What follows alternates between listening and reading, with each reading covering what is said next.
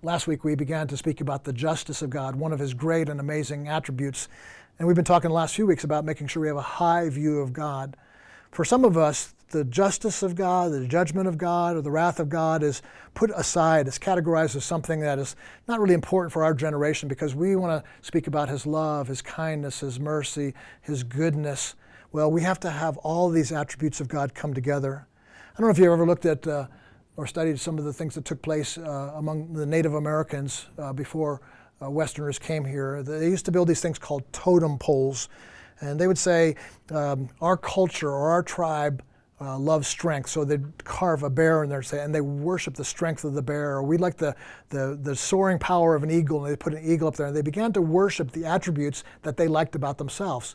Unfortunately, we even in the church do the same thing. We build somewhat of a, if you will, a totem pole to the aspects or the attributes of God that we love to worship. So all our songs are about God is love, God is grace, God is kind. There was a song that talked about the wrath of God satisfying God himself. And there were many people, even one whole denomination, wanted to take that phrase out of the song because that was an attribute of God, the wrath of God, that they didn't want to hear. The justice of God oftentimes is one of these things that we don't want to hear about, but it's important. I would encourage you today to take some time to study about the just nature of an amazing God.